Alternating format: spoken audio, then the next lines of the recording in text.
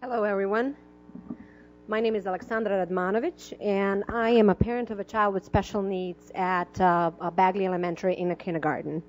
My testimony today is about our negative experience with ICS in this year. My child has been consistently underserved in ICS program since September by 2/3 of what he's legally entitled under his IEP. Our son's situation in so many levels is out of compliance. His IEP was overdue by 4 months, with 5 different drafts of the IEP, with numerous out of compliance issues where the staff had to go to the compliance officers on the district to see how out of compliance they are, and to see what they can do to remedy our situation.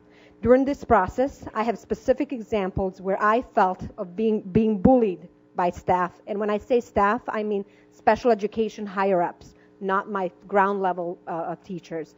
And what I mean by being bullied, we were threatened of placement change if I insist on a level of service that my child needed to have under his IEP, and that was already in his IEP. If I insisted just what was in his IEP, which is a contract, we needed to find a different placement.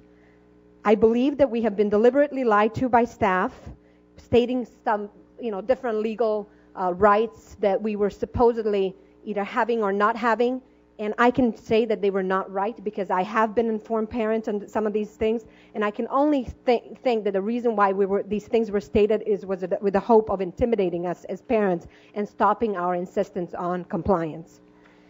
Also, I have been told by the teachers that they have been instructed by the higher-ups on how to create bogus schedules, unexisting schedules, in order to cover up on how much of my son's services have not been served to him. On numerous occasions, we as parents were ready to give the system benefit of the doubt. However, I didn't feel like we were met by the same goodwill on the other side.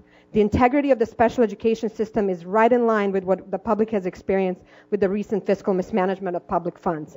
I would like my son to have the opportunity to be in an inclusion program just like other kids that are in 2nd grade and higher in his own school. He doesn't have access to that program because of his age, because he's in kindergarten and not in 2nd grade. State of the special ed system in the Seattle School District should worry all of us. We're all exposed. We are out of compliance on so many levels. And we should, the only saving grace is that we as special ed parents are exhausted by the system and by you. And we are financially drained that we can fight the system as the way we're supposed to.